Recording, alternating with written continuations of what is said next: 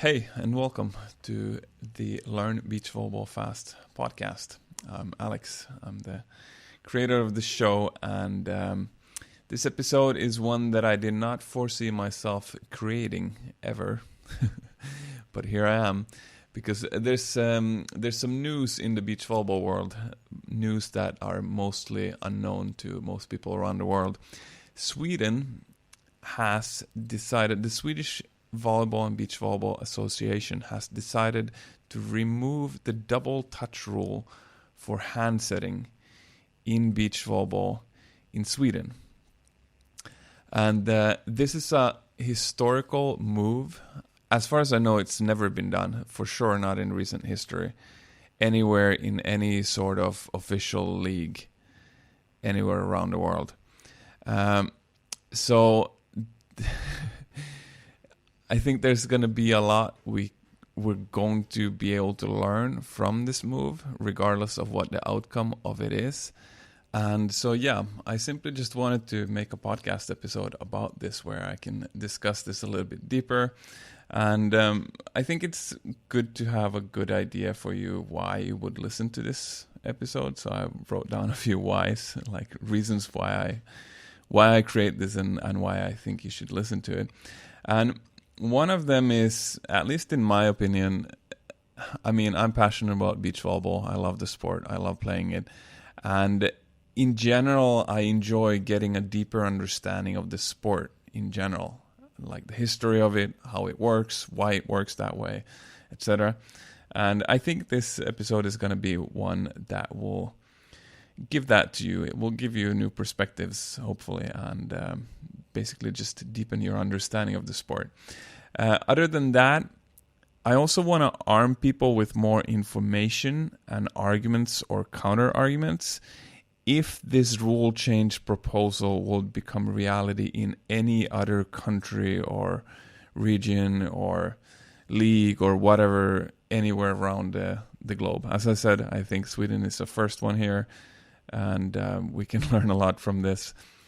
But so when this happened and I started becoming a part of the debate, so to say, I had nowhere to look for information about past experiences. When going through something, it's good to have past experiences and be able to refer back to those. But there wasn't really anything I could find. So if anyone ever ends up in this situation themselves, at least I have created now some sort of resources that people can go back to and listen to and read. And thirdly, there is a last reason for this podcast episode. I do also want to share some information about handsetting, like how I believe it's done, how I believe it can be learned in better ways, etc. So yes, I do think that you might have personal insights and personal value around handsetting that can help you as a player from this episode also. So now to get started, I think there's something we should make absolutely clear, which is this is a debate of sorts. There are people that think it's a good idea to remove this rule. There are people that think it's a bad idea. And I, of course, have a stance on this. I claim absolutely not to be neutral on this question. So I will have a bias in this, and you will notice this bias throughout this episode. I will try to also lift the arguments of the other side, but I will not in any way claim to be neutral in this case. And I am against this rule change. I do believe that the double touch rule has a very important function in beach volleyball, and I think it's borderline very stupid, idiotic to remove the rule.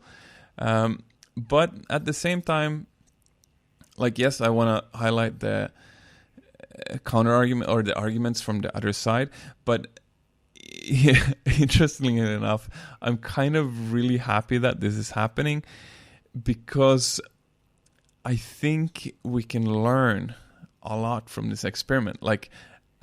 I don't think this experiment has been done anywhere else at scale, and so nobody knows what's going to come out of it.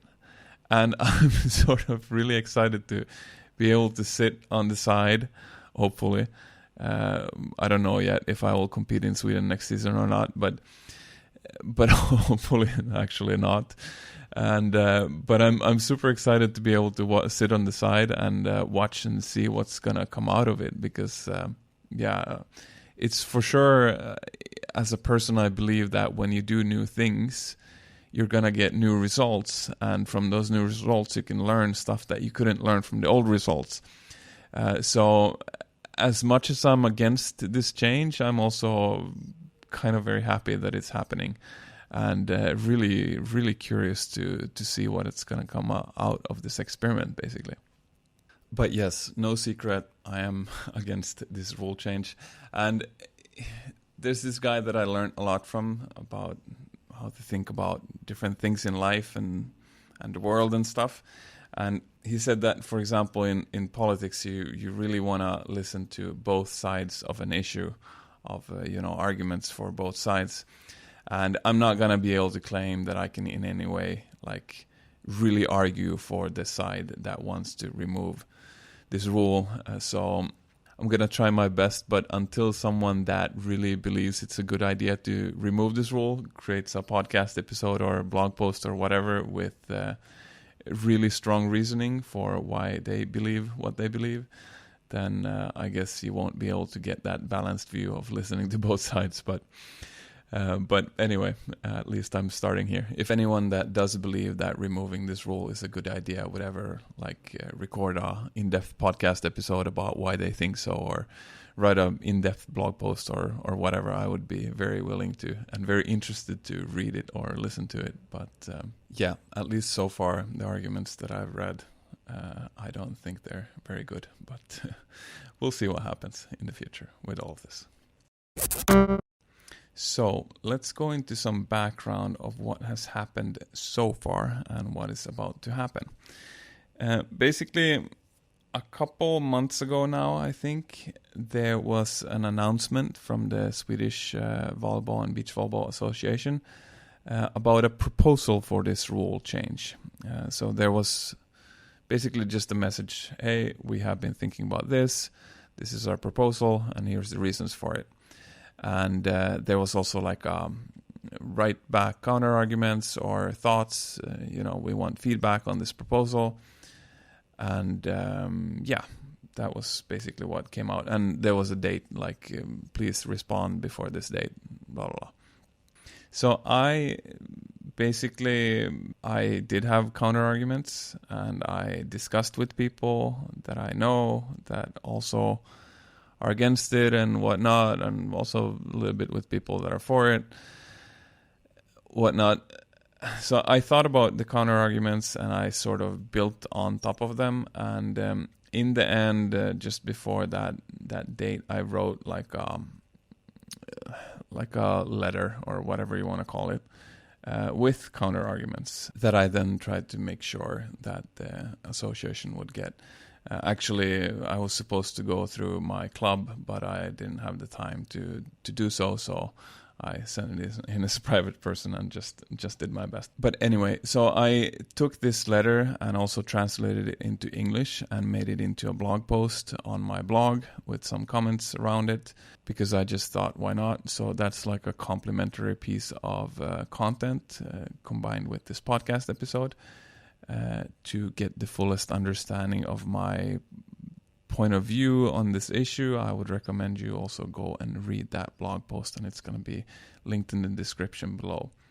Of course, there will be certain points that I will touch upon both in this episode and in the letter, but there's also going to be certain points that are only going to be in the letter and other points that are only going to be in this podcast episode. So anyway, despite my best efforts to try to not make this rule change a reality, or this proposal a reality, the decision was taken, and it is now going to be reality. And it is decided that it will be a test period for 1 season. So it's not a permanent rule change yet, but they want to run it a season and then maybe backtrack, maybe not. And that is basically where we are now in December 2024. I don't know when this I guess after New Year or something, this rule change will be in place, and we'll start getting information about what will happen from this great experiment, I guess. So, like I alluded to before, this rule change has different implications for people that are planning to play in Sweden next season, and also players that are not planning to do that, which is going to be the vast majority of players around the world. But I actually want to, at this point, touch one of the arguments for this rule change. So, it is a fact, I would say most people would agree, that during the last years, I don't know, maybe during the last 10 years or so, there has been a momentum of, at least internationally on the FIVB, to have looser and looser interpretation of the double touch rule. So spin is not supposed to be an indicator of a double touch, but like I think we can watch competitions today and there will be quite spinny balls that are not called for double touches compared to like 10 years ago or so. So and there's also other momentum in the world towards removing the double touch rule. If I'm not wrong, the NCAA in the States, which if I'm not wrong is the University League for indoor volleyball. I think about a year ago, they removed this rule for indoor volleyball. So there are like forces of people, and there are forces towards this direction, and people thinking that the double rule is a rule that's not needed. It just destroys the game. It creates difficulty in refereeing, difficulty in finding referees, and blah, blah, blah. Like it has all these problems. So why not just remove this rule?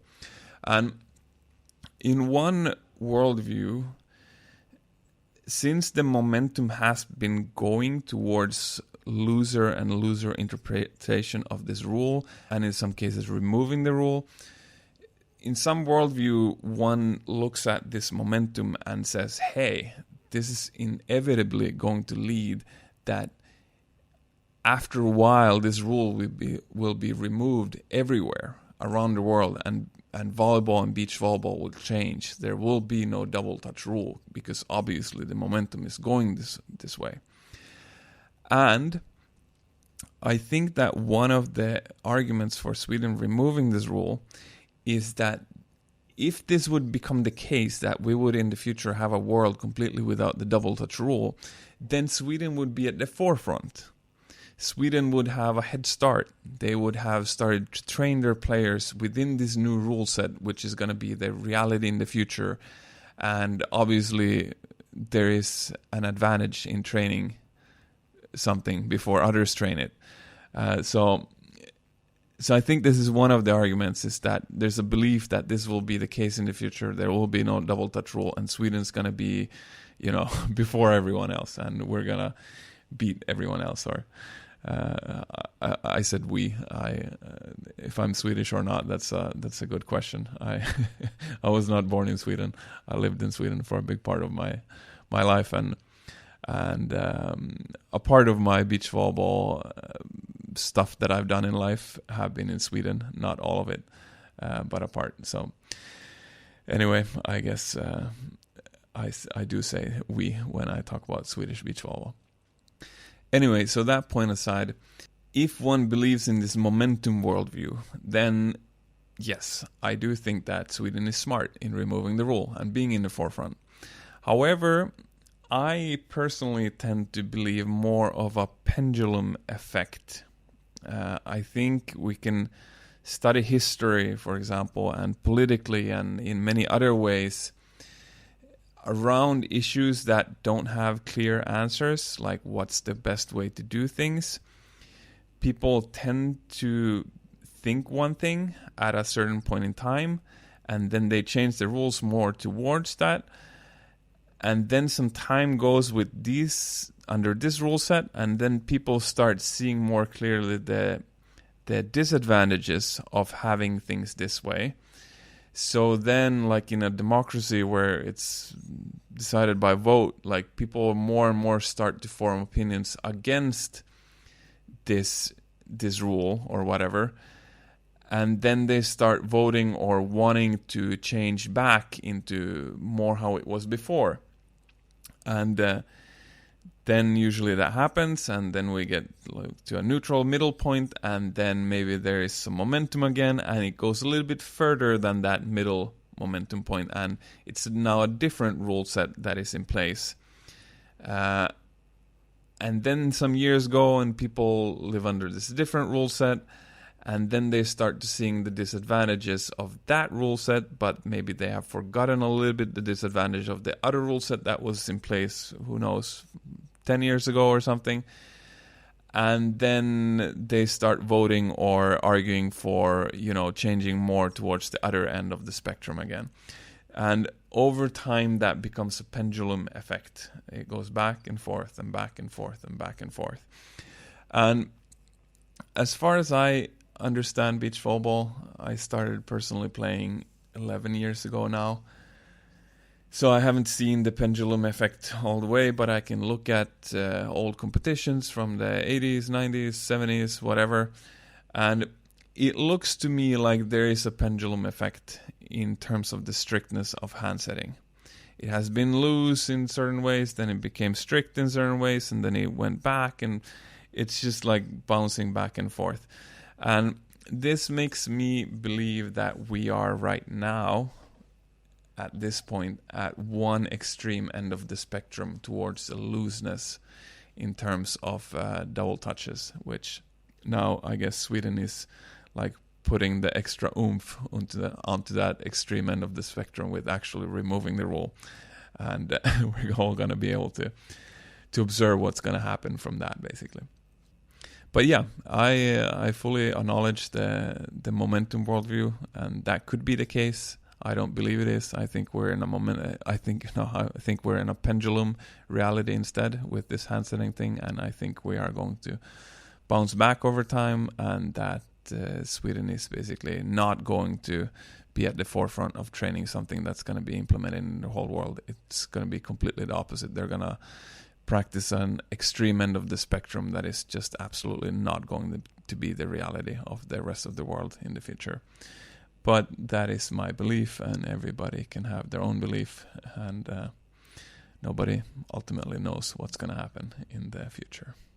So let me lift up a few counter arguments against this rule change proposal. So when this proposal came out, I actually asked in a forum about if this has been the case historically before, and if there's something I can learn from that. And I didn't get any clear answers for that, but there was one funny answer that I got, which was something, it was like a short and simple answer, which was the double touch rule is there because the game of volleyball, you have maximum 3 touches, not maximum 4 touches.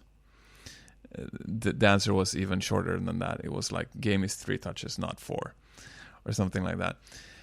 And as simplistic as that sounds, it does, if you think about it, it does highlight like a reality about the sport.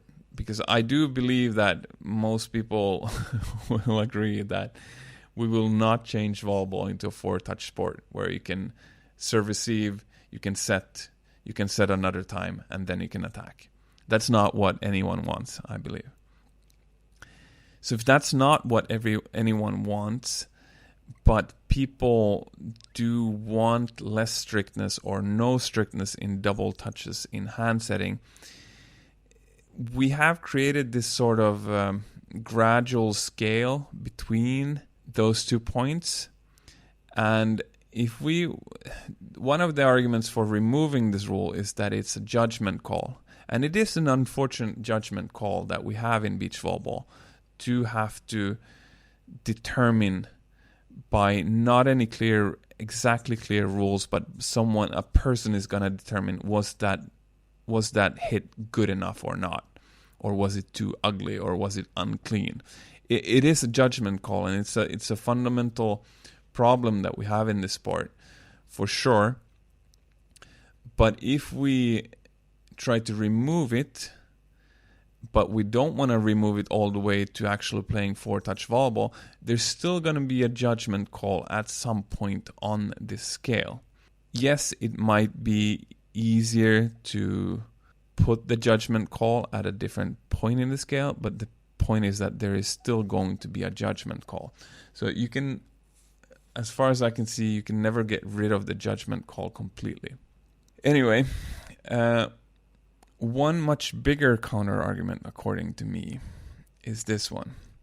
So when there's a double touch rule in place in beach volleyball, there is a decision making in the situation.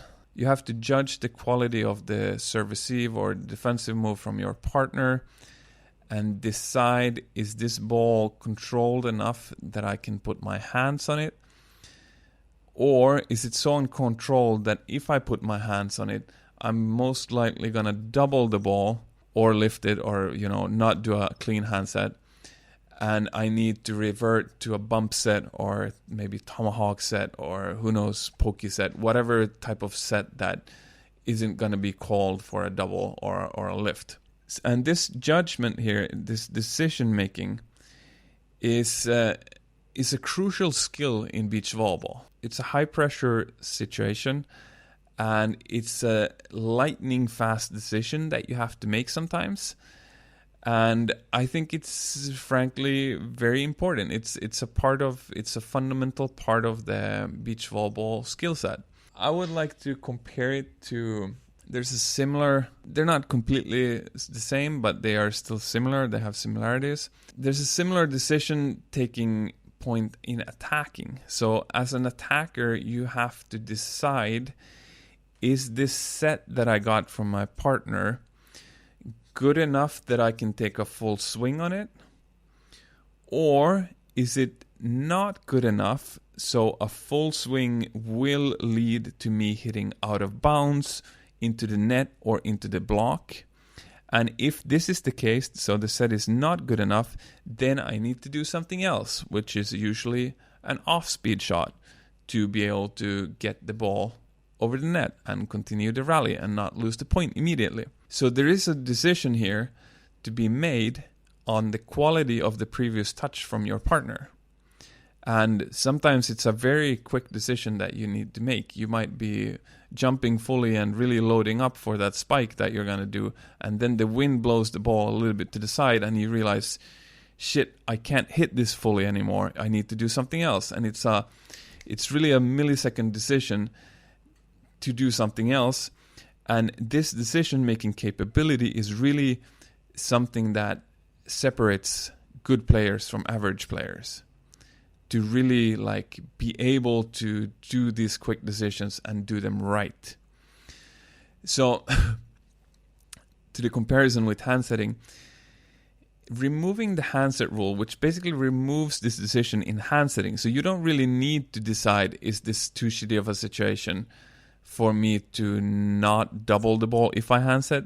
You can just put your hands on the ball anyway and just throw at it if you're not in control and just slap the ball.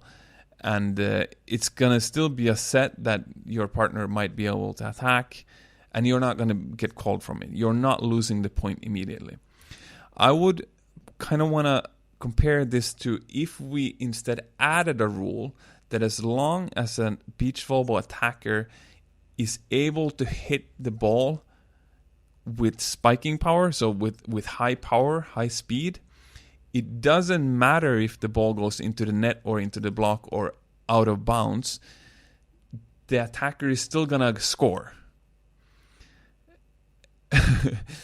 I hope that comparison makes sense. That would be a bizarre rule. We would never rule that the point of the attacker is to simply just hit the ball hard, regardless of the outcome. No, we give points when the ball goes into the court without being picked up by the defender or the opposing team or whatever. We would not simply let people swing away at the ball, and as long as they can swing away at the ball, it's fine and they win. But removing the double contact rule in handsetting takes away that judgment call. We don't need to sometimes decide, oh shit, this serve received by my partner was not good, let's bumpset instead. We can just always handset. regardless of the quality of the ball and how ugly it comes out of your hands. I hope this it's not the perfect comparison, but I hope it explains sort of the bizarreness of this rule change. And another thing that I want to highlight is that beach volleyball is a sport that, at least at higher levels, very much comes down to who can handle chaos situations the best.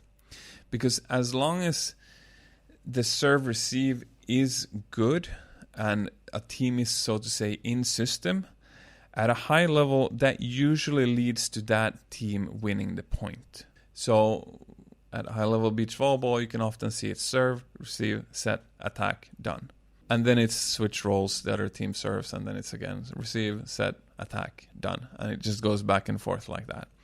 This is what happens as long as teams are in system. But when they're not in system, that's kind of the decision-making points of who wins a match. Whatever team is better at taking chaos balls and turning them into control and winning the point is usually the team that actually ends up winning the game, because, the easy points, whoever's got it easy is going to win. And the difficult points, it's whoever can handle that chaos that's going to win. And it's not because one of the arguments for removing the handsetting rule is that people say you gain no advantage of doubling the ball when in system. So when everything's fine and you're about to handset your perfect serve receive from your partner, there is no advantage to be gained from doubling the ball compared to doing a clean, good handset. And that could be argued because there's some benefits of setting a ball with spin, especially in wind. So in strong wind, there could be certain times when it would actually be advantageous to consciously handset spin the ball and double it in order to help your partner. But let's put that aside. People say that there is no advantage of doubling the ball. And yes, that is true to a certain point, but that's not the point. It's when things are chaotic and you need to gain control over the ball, that's when it's going to be much easier, in a sense, to gain control of the ball with a double touch than without. And the judgment part of should I bump set or handset, that gets removed. It just becomes like a less... a sport with less decision making and quick decision making and finesse, if that makes sense. Cool. That was some arguments and counter arguments for this rule change, and there are more of them in my blog post, but I won't. I'll tell you to go and read that instead of me talking out more of them here in this podcast episode. Instead, I want to go into the next part of this episode, which is I want to discuss what will happen from this actual rule change that is now going to take place in Sweden. So I can foresee two different scenarios, which one of them I'd be super curious to see. But let's start with the first one, the boring one. In the boring one, we will simply just see that people in Sweden, especially beginners and intermediate players, they won't bother anymore to learn to handset well. They will just be like, there's no rules, so why should I learn this? And we will see a bunch of ugly sets in games, and also people will choose to double touch handset in scenarios where they should have traditionally chosen to bump set instead. So we're gonna see, people falling and just slapping their hands at the ball and like, that's fine now and whatever. And there is an effect of this long term, I think. If this is the case, let's say that the current beginner and intermediate players, they don't bother to learn to handset well anymore because they don't see the point to, then one could argue that over time, the pool of players in Sweden would on average become worse setters. Unless they find some other way to be a good setter with a double touch, but at least I assume that the quality of the set is also gonna go down on top of them being double touches. And if that is true, that the average setter in Sweden in 5 or 10 years is going to be worse than today, then I also think it will be true that the average attacker in beach volleyball in Sweden will have less good sets to practice their attacking on. So over time, I also think that Sweden as a nation would become worse at attacking. That's at least how I foresee it right now. Maybe someone has a counter argument to that. Actually, any counter argument you have against whatever I say here, I want to hear it.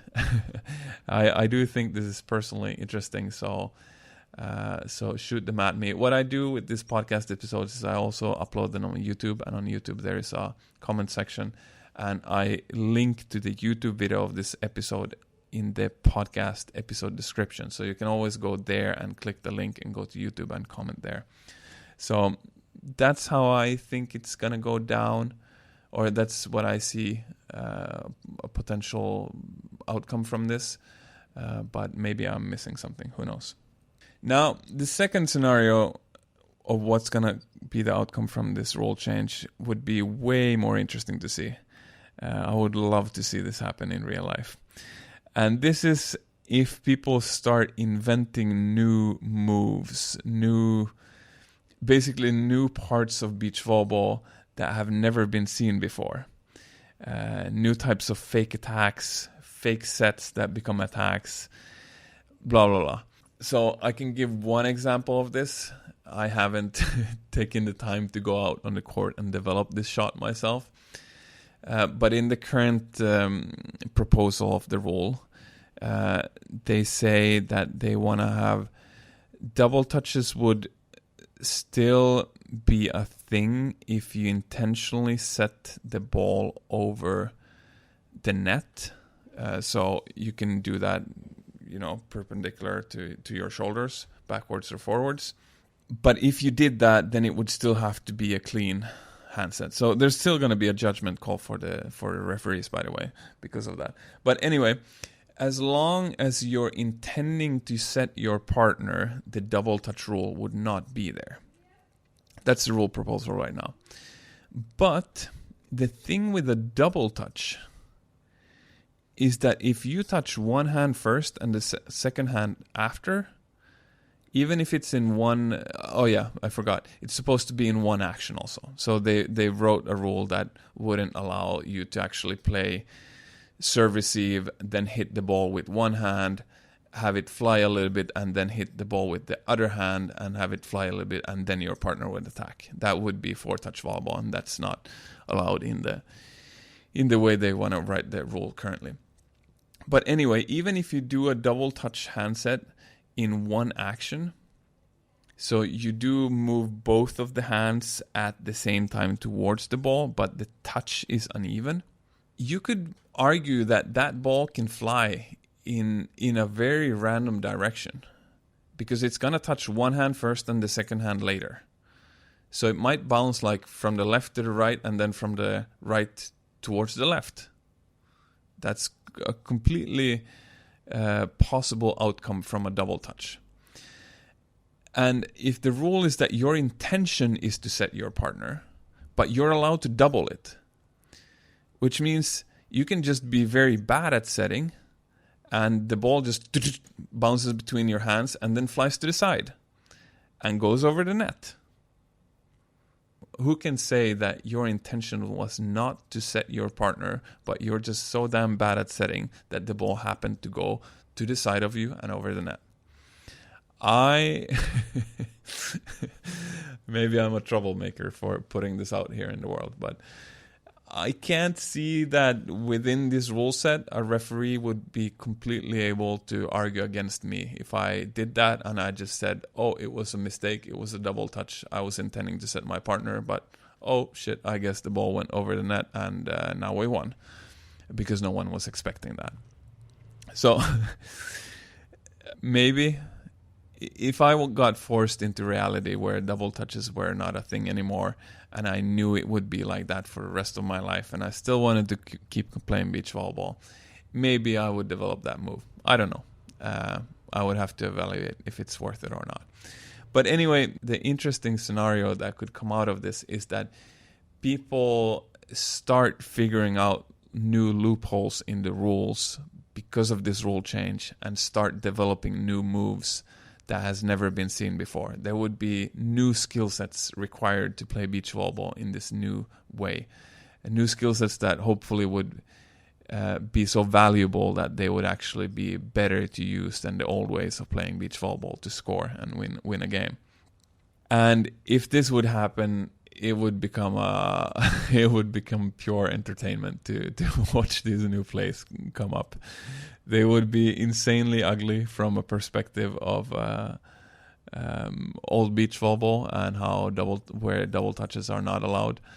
But it would be hilarious to watch in many ways. I mean, obviously, since I'm against this rule change, there would be like a I don't know, semi-toxic part of me that would delight in this. I would just laugh at how this experiment would crash on its face with beach volleyball changing into something completely different than what it has been before, and people like seeing that this doesn't work, like this rule really has a function in the sport and we can't just remove it just because we don't like it. So yes, there is this part of me that would think that would be really funny, but there's also another part of me that would I just love seeing what creative solutions people come up with in certain situations, and creativity is something that I like to observe. So that would be fun to see what would come out of that. But the question is why I'm a little bit, how to say this, there's a big chance that we will see the boring scenario from this experiment rather than this interesting scenario, because it is proposed to be only a 1-year experiment. And as a beach volleyball player, there's always a cost of developing new techniques and new tactics of playing the game. And if you believe that this is a 1-year experiment that will probably not continue after that year, then is it going to be worth spending all this time and energy creating these new techniques or not? I think a lot of players will decide it's not going to be worth it. So, but that also skews the experiment a little bit, because then the outcome of the experiment might become that, hey, this rule change didn't change the game too much. No one came up with any new crazy moves that completely changed the game. So this was a good rule change. That could be the outcome of this experiment. And what would happen after that? Well, then maybe it would be ruled that this rule change is going to be permanent. And maybe at this point, people would then take the leap and start developing these new techniques. So yeah, I don't know. It's an interesting situation here. Maybe if they announce from the beginning that this rule experiment thing is gonna last for 5 years, then some players would be like, okay, it's gonna take half a year to develop these new techniques, and then I can play with them 4.5 years. And 4.5 years, that's a big enough part of my career that it's gonna be worth getting some wins and becoming the Swedish champion because of these moves. So I personally don't think that you're going to be able to, within a 1-year experiment, to get the true...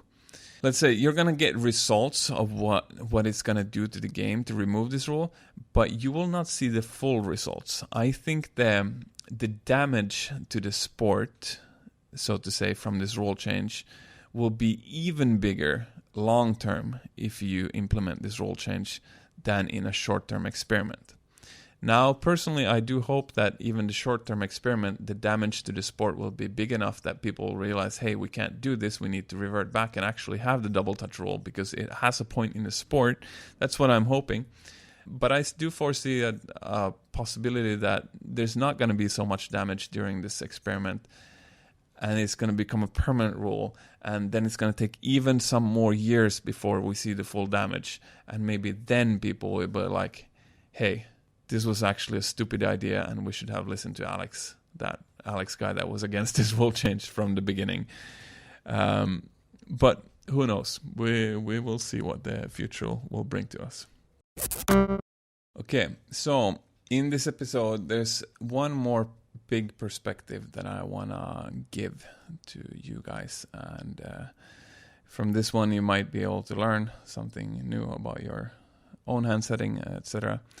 And unfortunately, this is a perspective that I have no data on this, but just from my observation around the world, I think this perspective is taught less and less. And because it's taught less and less, well, less and less people understand it and can perform it. And then over time, those new players that don't understand this, they become coaches and they don't teach it to their players, etc. So it's almost like this perspective or knowledge is slowly dying out in my eyes, which I think is unfortunate. But anyway, now I'm gonna talk this perspective out onto this podcast episode. It's gonna be out there. People can listen to this even in 10, 20 years. So this is, I guess, my attempt to not make this perspective die out. Anyway, so this is a little bit of a complicated perspective, which is also why I think might be one of the reasons that it's not taught so much, because fully explaining this perspective is too much talking for a beach volleyball lesson, group lesson, where a coach is teaching their players something. So I think it's good to have this. This is actually one of the reasons I wanted to create the podcast. I wanted to have a place where I could share these types of perspectives that take some thinking, take some discussion before you can fully understand it, which is not the case if people just go to beach volleyball lessons. Anyway, so let's start from the beginning. I will claim, and I think this point here everyone will agree with, is that in high-level beach volleyball, there needs to be a system for the setter and the attacker, so the partners in one team, to both like know or communicate where the set is going to go, so that the attacker can then go there and attack it successfully. If we have two players, the setter is setting the ball one direction and the attacker is going in another direction, it's going to be impossible for the attacker to reach the ball, and this team is not going to be successful. So up until that point, I think everyone will agree with me. Now, there are some different systems or trains of thought on how that should be done. And one of them is, I would want to call it almost like indoor volleyball inspired, which is basically dividing the net into like parts. And like, okay, out here at the antenna is, let's say it's a 1 set, a little bit inside of that is a 2 set, middle of the net is a 3 set, and in between the middle and the other antenna is a 4 set, and at the other antenna is a 5 set. For example, that's a simple system. And then people just call numbers. So, you know, the serve receiver receives the ball, and then he calls 4. And then the setter is supposed to set the ball into zone 4, and then they attack it from there. And there's that was a simple 5-number system. There's way more complicated systems like this that people do. It's quick sets are in different numbers and quick outsides and blah, blah, blah. You can really create as complicated as a system as you want. But that's not the point. That's one way to communicate intent of where to attack and where to set the ball between players. Now, the other way to communicate this intent is through the setter's body language. So basically, if the attacker can predict from the movements that the setter does before the setter releases the ball from a handset or touches the ball in a bump set, if the attacker can predict where the ball is going to go from those moves, then the attacker is going to have information of where the ball is going to go, even if the players wouldn't speak to each other. Even if they wouldn't communicate a certain spot on the net or the court or whatever, then they would still know. And I just want to super quickly highlight a third version, which is predetermined systems, which is like some players say like, hey, if the pass ends up here, then let's set there.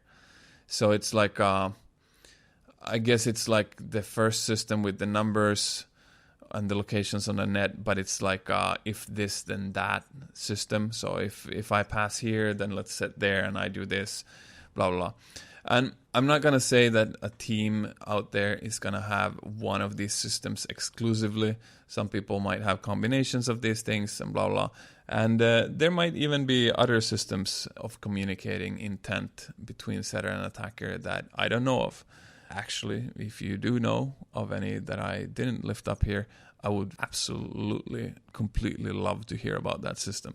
So please comment on this episode or send me an email or something in that case.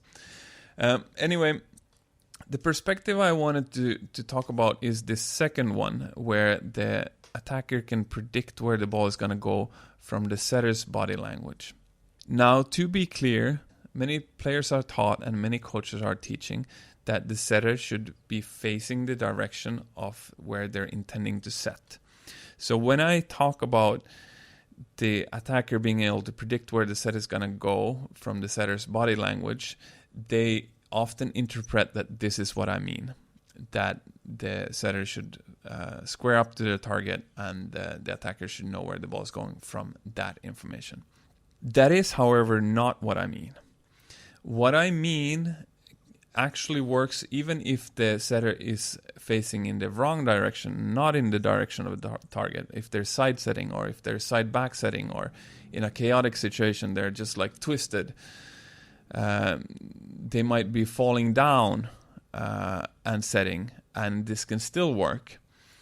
What I'm talking about has much more to do with the direction of the upper body in a 360-degree plane and the type of quality in the touch of the ball. So in the handset, there's basically both in the bumpset and in the handset, there's a type of momentum in the body before the body touches the ball. And this momentum has information about both direction and pace. And if this momentum then becomes reality in the ball's momentum after the ball has touched the arms or released from the hands of the setter, then this creates a predictability for where the ball is going to go, because humans can, if we see the first part of a ball flight, then our brains sort of know physics, so the brain can sort of predict where the ball is going to end up based on the first trajectory and speed of the ball.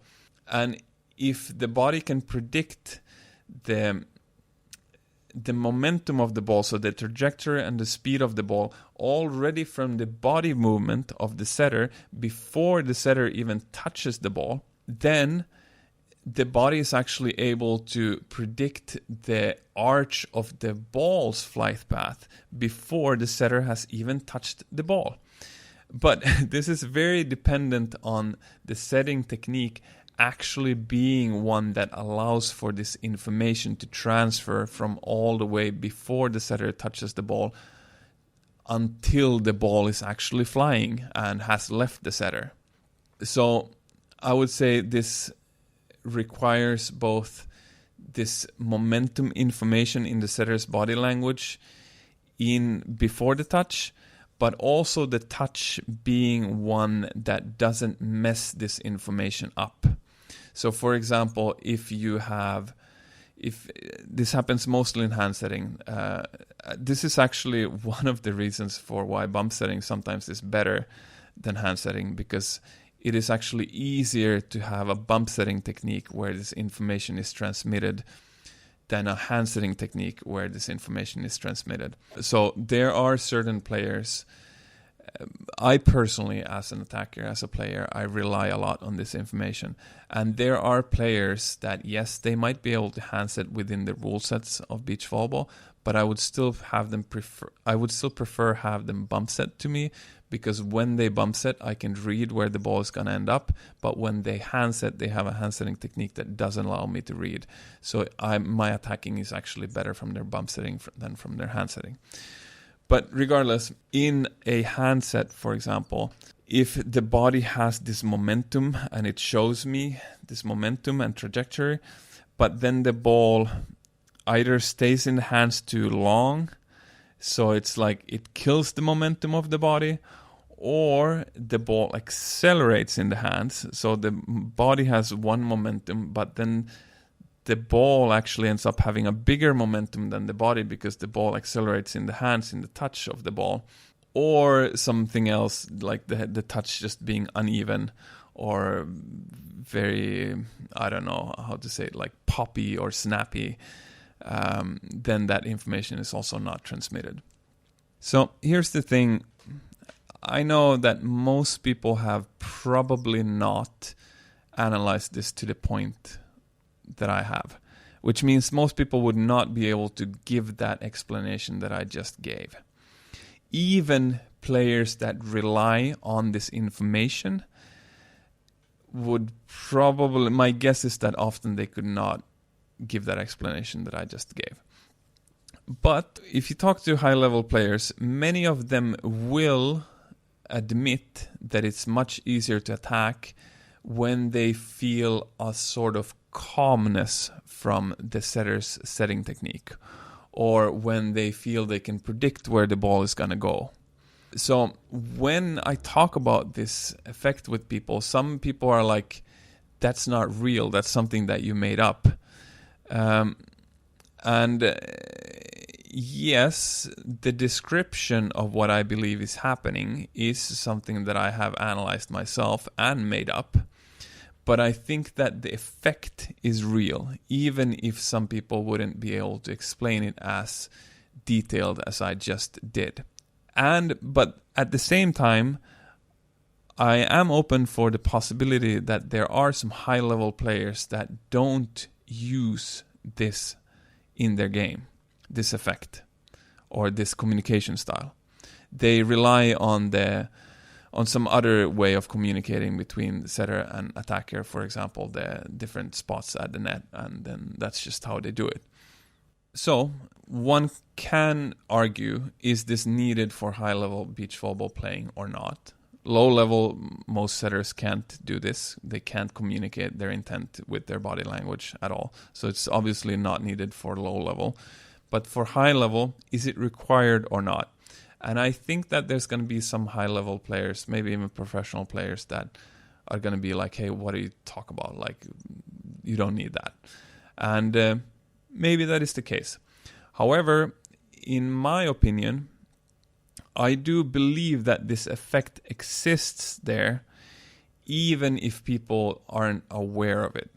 And even if people would use the numbers for communicating intent between the setters, this, you know, if I was your setter and you asked me to set to position 4, and I set to position 4, but I also showed with my setting technique body language that I'm setting to position 4, that's not going to take away anything. It's only going to give you even more information. Now you have double reassurance that I'm going to set to position 4. So the proof I have for the existence of this at the highest levels is that it's just very personal. Anytime I have played with like a professional level player or been able to receive a set from someone like this information has been there. I've had this calmness as an attacker because I can predict where the ball is going to go before the ball is even touched by the player. And this just attacking is, so if you want to go for full spiking attacking technique, you need to be relaxed and explosive, and relaxedness creates explosiveness. And you cannot be relaxed in an environment that is unpredictable. Or yes, you can, but for you to be able to, in a relaxed way, have momentum in your approach so that you can really max jump and max swing, you need to know where you're going. And if you have to change that plan halfway throughout the movement, then you don't really know where you're going, and there's going to be some tension in your body because of that change, because you need to change your plan all of a sudden. And tension is the opposite of relaxedness, and I believe many people understand what I mean when I say that your max jumps and max swings are going to happen when you are the most relaxed. So I personally believe that an attacker needs to know where the ball is going to go. Not exactly, but roughly, quite accurately, they need to know where the ball is going to go in order for them to be able to max jump and max attack, at least, if that's what they want to do. So yes, I do believe that most, if not all, high-level beach volleyball players have this quality in their setting that someone can predict where the ball is going to go from their setting technique, regardless of if they are aware of it or not. And I specifically teach people to have this technique, and I specifically teach attackers to learn to read this information and use it, but other coaches might be doing things otherwise. Regardless, my personal belief is that in high-level beach volleyball, this effect exists, whether people know it or not. Hey, it's Alex here from the editing process. Sorry if my voice is different, but I also wanted to highlight that at lower levels of beach volleyball, like beginner, intermediate, and low advanced, well, there's this kind of double unlock effect, or maybe I would call it like you keep each other stuck at the level effect, unless you both adapt. So for example, if a setter that doesn't know that it's possible for them to have a setting technique which allows the attacker to read them better, and they never played with an attacker that was actually looking for this information or asked for this information, so how would they know that this effect or possibility exists? They just don't. And an attacker that has never seen a set like that and doesn't know to look for that information, and maybe this attacker instead waits until the ball has completely left the setter before they start taking decisions and moves in their approach, because they know that if they move earlier than that, well, they're going to move wrong, or that has at least been their reality so far in beach volleyball, which in short means that if you're doing this, you either won't be able to jump fully, or if you do jump fully, you will be too late to the ball, or if the set is very high so that you can actually jump fully and not be late, now you will have trouble playing in wind because the set will be so high that it will move a lot in the wind. So if this is the case, well, now both are stuck in unoptimal solutions, or solutions that are not as good as the ones that are actually possible if both players together adapt to the next level, I would say, way of doing things. So basically you're keeping each other stuck, and people can stay stuck at this for years and years and years and years, and nobody tells them this, and they never realize that there is a different way of doing things. And the funny thing is that if you and your partner, let's say you have a partner, and you develop the skill to set so that your partner can read it, or you develop an attacking skill where you're reading a setter, but your partner doesn't do it, well, it kind of doesn't help if you play with the same partner.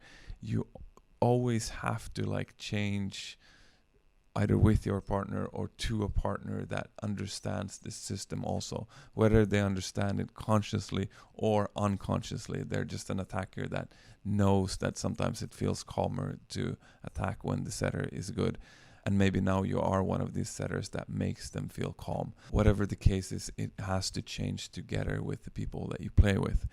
I have a private client for online one-on-one coaching where he lives in a city and also trains with training groups in his city, obviously. And we have been working on a lot of parts of his game, but one of them has been attacking. And he has felt that he did make progress, and he's been I've learned a lot of stuff, and sometimes I get a really good attack that I wouldn't have gotten before. But he still kind of felt that he hadn't quite reached his like breakthrough. But it was funny, just a few weeks ago, I got a message from him where he told that he has now changed into a higher level training group in his city. And now, all of the sudden, his attacking was absolutely just working. Like he said, like now all the skills that I've learned, like I could use them all the time. And of course, because attacking is a collaboration between setter and attacker, and if you don't get the sets that you need to be able to attack well, you won't be attacking well. So he had now changed his environments into one where the sets from everyone that he played with in this group was just on average better. So now all of a sudden he was able to use the attacking skills that we had been learning together.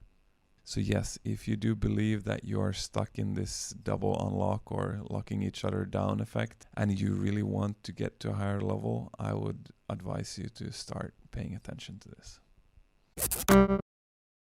So with that information in the background, when I teach hand setting, I almost explain it as that there's 2 accomplishment levels.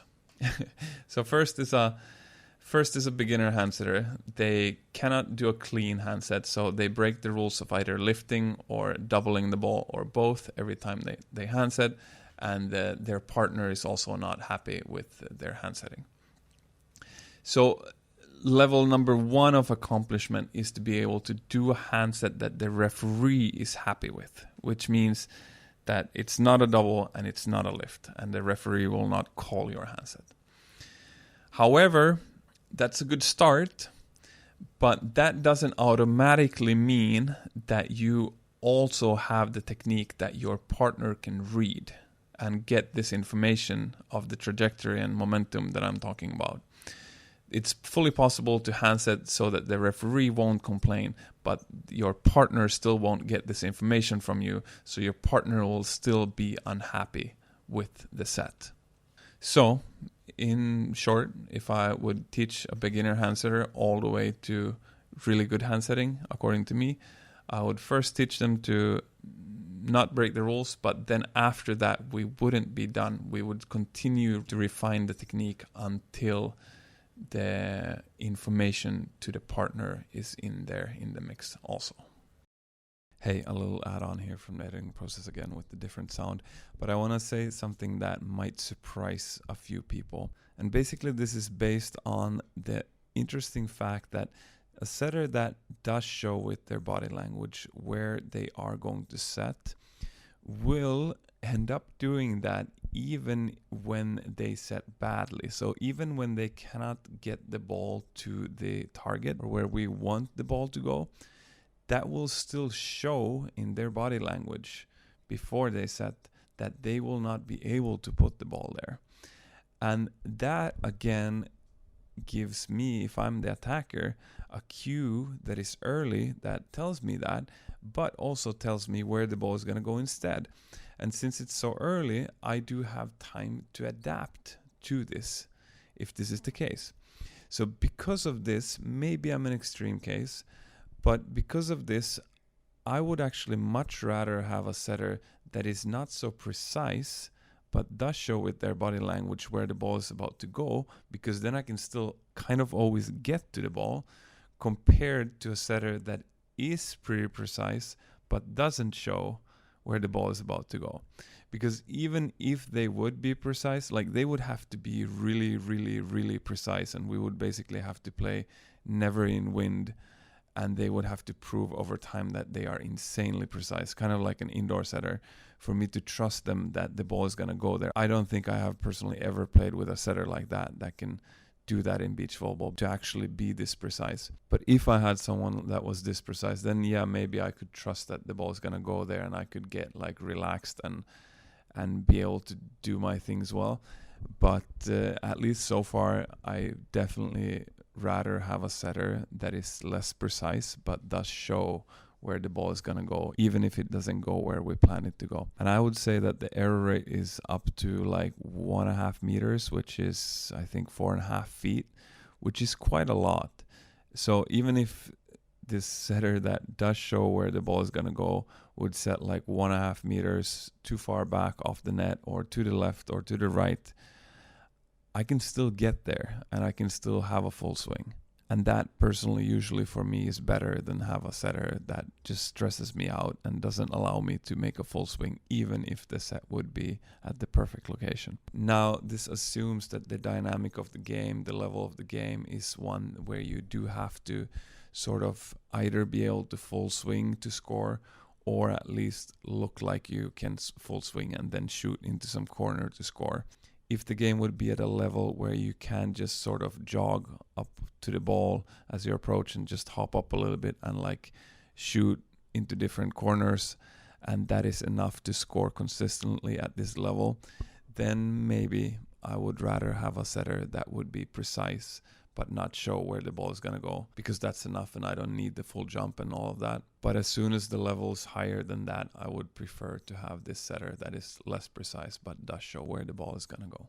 I don't know how this works for everybody else. I would actually enjoy hearing from other people about this. I think, for example, for some tall players that can full swing at a height where they don't get blocked, even if they don't fully jump, for them it might be different, and some other people it might also be different. But anyway, maybe this at least illustrates the importance of this setting body language to some degree. However, and here's how it's going to tie back to the removal of the double touch rule. Even though being able to handset cleanly, so not doubling or lifting the ball so that the referee is happy, even if that is not enough to make your partner be able to read the ball and make your partner happy in many cases, it is still like a halfway point to that. So the qualities that make a ball not be lifted or not be doubled, they are on the same spectrum as the qualities that will make your partner, your attacker, to be able to read you as a setter. And they're like just on a point halfway to the end goal, if that makes sense.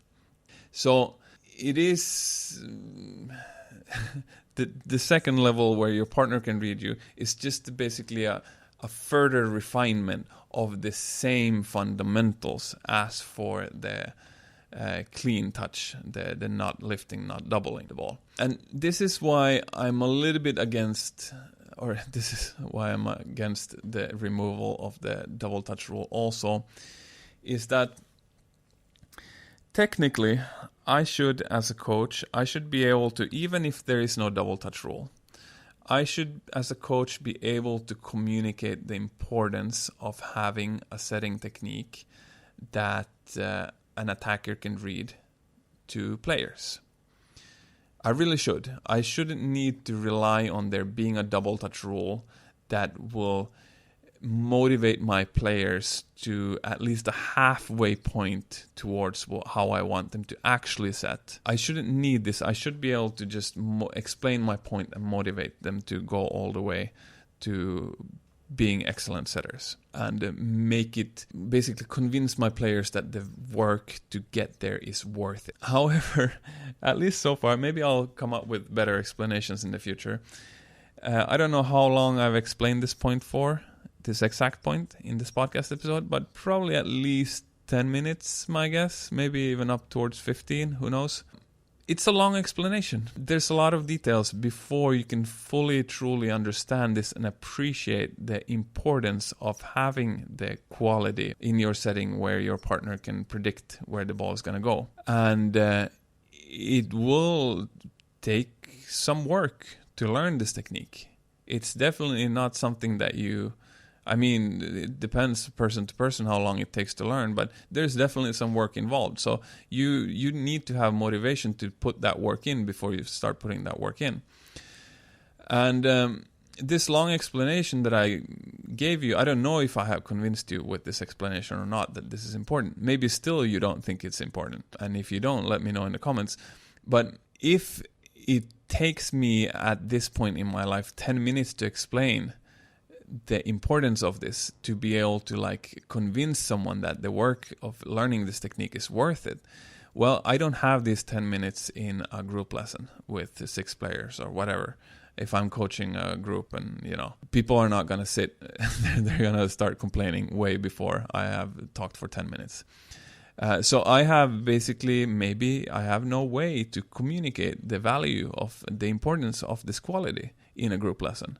And most players just go to group lessons. So this then ends up being a reality where I cannot, as a coach, I cannot coach. I cannot explain what I believe. I cannot teach what I know because of circumstances or external realities.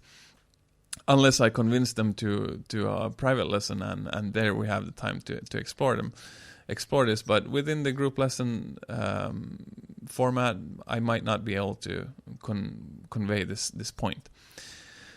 However, if the double touch rule exists, then this is very easy to explain. I can tell a player in whatever group lesson, however little the players want me to talk in the lesson, I can very quickly say, that is against the rules of beach volleyball. You need to learn to set better. And you lose a point if you set like that. That takes me about 3 seconds to explain.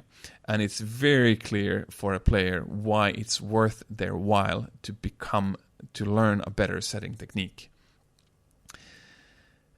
So, and once they then understand that, and then they change their setting technique, and they have a setting technique that the referee will not have trouble with. They are not doubling the ball, and they are not lifting the ball. Well, at this point, this player is both familiar with what it's like to change their hand setting technique, and they're already halfway on the path towards the setting technique that I would ultimately want them to have, which is one where also their partner can read them. So if I have a player at this point in their career, it takes much less work for me to convince them to do a little bit more work still and become an even better setter, because they're at this point they're familiar with the process of becoming a better setter. So it's like, okay, a little bit more of that thing that I already know. It's not going to be too much.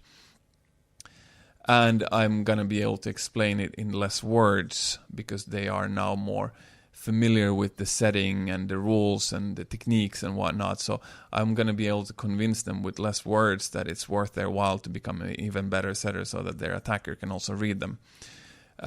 So my job as a coach becomes much easier and much more possible logistically to create really good setters if the double touch rule is in place. Yeah, I hope that makes sense. It's a halfway point. And if I take beginner players, or, sort of beginner players, and I'm like, hey, you should become better at setting because, the double rule doesn't exist. So there's not really a reason because of that to become a good setter. But at the really high level, like, your partner wants to be able to read you.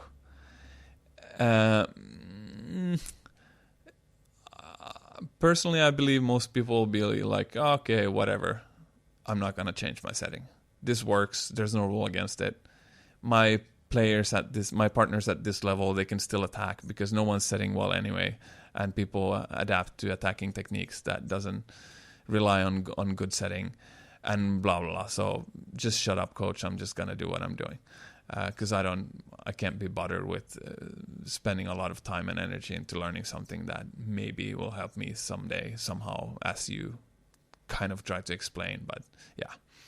So, yeah, I do think that the double rule has a point in also coaching and teaching people beach volleyball and ultimately making them, so to say, stage 2, level 2 good setters where both the referee and their partner will be happy.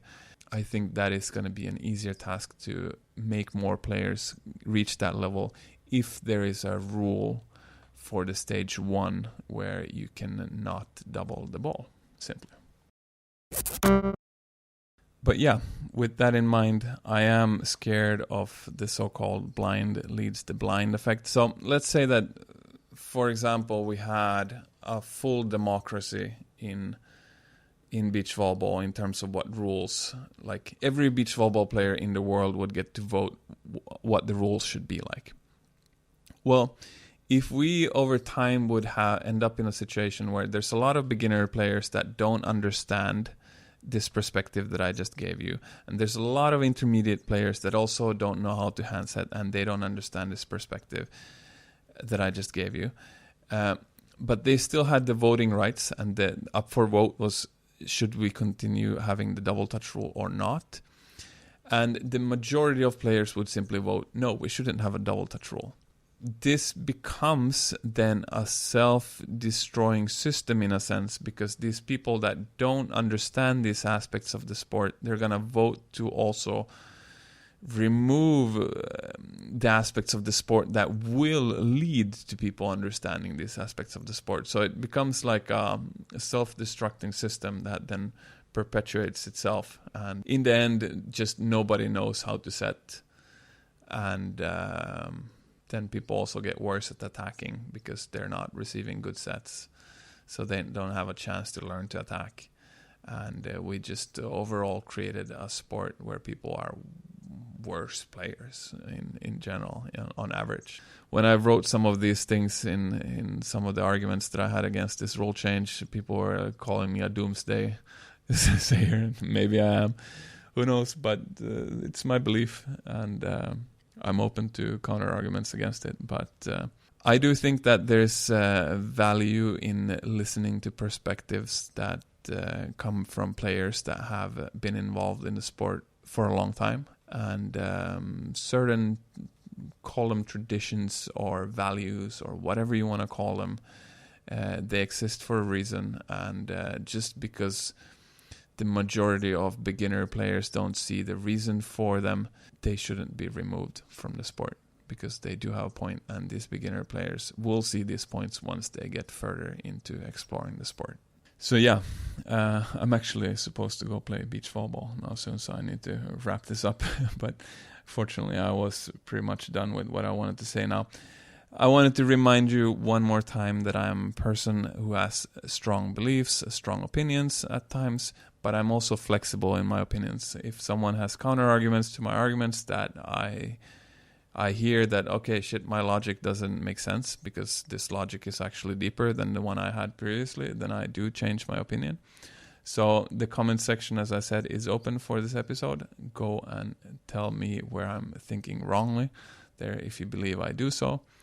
And if you think I'm right, sure, you can go and tell me that also, and so on. Of course, if you found this episode helpful in any way, maybe you learned something, maybe it made you think, maybe it made you understand beach volleyball better now, maybe you think your friend that believes doubles touching should not be a rule should listen to this, please share this episode, share this project to all these people. I really have big plans for this project, this stuff I want to create in this very in-depth guides into all of the skills in beach volleyball, guides at a quality that has never existed so far in the beach volleyball world and still doesn't exist.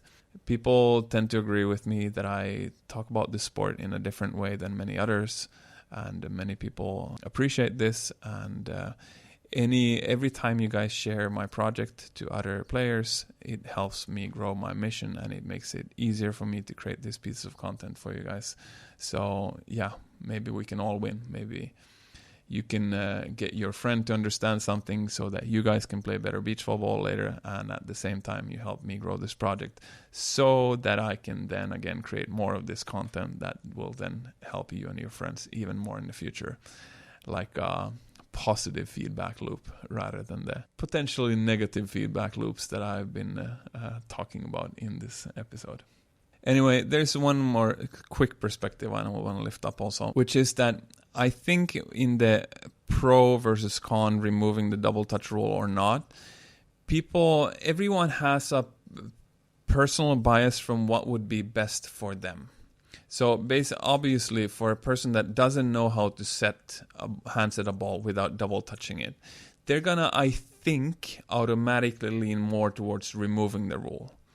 and someone that has spent the time to learn to handset well, and they almost never get called for a double touch and blah, blah, blah, they're usually going to have a lean towards not removing the rule, because simply it's going to help them win more to have the rule set the way they want it to have. Certain people like me, I'm a coach, I make my living from beach volleyball. I have an additional benefit from having the double rule existing, which is that as a person that specializes I specialize in many things within beach volleyball, but one of the things I really like doing is teaching people how to have a clean handset, how to not double the ball, how to not catch it, and ultimately how to make it readable for your partner. If the double rule was removed, that might lead to less work for me. So I'm obviously biased. I'm biased both as a player and as a coach against removing this rule. But anyway, I think we can all put ourselves somewhere on that spectrum, but I think that when we discuss removing this rule or not, we should try as well as we can to not be biased from our own playing capabilities. We should try to look at it from an above perspective. What is going to be the best for the sport as a whole in the long run if we remove the rule or if we let it stay? And that, I believe, is where we should try to come from when we create these arguments for and against. And I'm fully open that I would lose out as both a player and coach if this rule was removed. And I'm fully open that I'm against removing this rule. But I also hope that I have now given you some arguments that come from a sport perspective, what is good for the sport against removing the rule, rather than like, I'm going to be pissed off when I set cleanly but my opponents don't, and then they win the point, which is going to be true. I'm going to be pissed off when that happens. If it happens, I'm kind of personally planning to not compete in Sweden next year during this experiment. Hopefully that will be the case, because I would be pissed off, but I also want to have a separate part of me that can discuss these things without these personal feelings about the thing, and just think about it from an above perspective. What is the best for our sport? Okay, so I want to thank you for having listened to this episode, and that you did learn a new thing or two and some new perspectives. I personally hope that this discussion will not be needed anywhere in the world except Sweden, where it already happened. And that the rest of the world can learn from this experiment, possibly a failed experiment, but but we'll see. Anyway, if this would ever be a discussion in any other part of the world, send this episode to whoever is in that discussion. Also, another reminder to the blog post that comes with this episode. I'll link it in the description below. Go and watch that. And likely, as this experiment goes forward in Sweden next year, hopefully I will create some updates of how it's going and stuff, if people are interested. I'll also link for the people that might be interested in my coaching philosophy. I will link in the description below one of my YouTube videos, one of my most watched and liked YouTube videos about handsetting, about how to not double touch the ball and how to not lift the ball at the same time. And it's sometimes when people want to know what I'm like as a coach without me being able to go there physically in person and coach them, I sometimes send them this video and some other videos that are like, hey, this is kind of how I think about things and kind of how I tend to explain things sometimes and whatnot. And you can get a feel of who I am as a coach. So go check that out if you want. And yes, of course, shameless self promotion is that I do coach for a living. I do online coaching. I do offline coaching. If any of that sounds interesting to you, you can go to www.learnbeachvolleyballfast.com/coaching and check out my options for that. Also, these online courses that I'm going to create, which is going to include handsetting courses, where I will explain all the intricate details about how to get to these levels, how to get a handset that won't be called by the referee, and beyond that, how to get a handset that your partner will be really happy with. I will go into all of those details in these courses. In the people that are on my email list will get the first chance and the best deal and for those courses. So if that would ever be interesting for you, or if you in any way want to help me grow this project, I would really recommend you go and be a part of my email list also. I think the address to that is learnbeachvolleyballfast.com/subscribe. But anyway, if you go on my website, learnbeachvolleyballfast.com, it's going to be, I think, in the bottom part of the website, whatever page you are on the site. So join that email list, and you also have to confirm the email through an email that comes to you where you click like I'm confirming my subscription. So that doing that would both help me and help you in many ways, because that's where I'm gonna send out the most important, biggest updates about this project as it grows and evolves. And yeah, I forgot to say, this first release that I'm going to have for these online courses is going to have a limited amount of spots. And that's why it matters to be on the email list, because the spots might get filled up from the email list. And then that means that the spots will never be announced for example, a YouTube or podcast subscriber that is not subscribed to the email list. So yeah, all the things you should be doing is you should share this to your friends. You should talk about this to your friends. You should subscribe to my email list, YouTube, Instagram. Is there something more? Yes, the podcast you should be subscribed to. And yeah, keep learning beach volleyball. Keep nerding out about beach volleyball and keep being interested. I think the more of these kinds of in-depth conversations we have, the better it is for the sport and for all of us. We need nerds. We need people that are interested. We need people that care. Because if we don't have that, the sport is gonna go to shit. That's what I believe. Okay, thanks for now. Thanks for listening. I hope you enjoyed the episode, and talk to you soon again. Bye.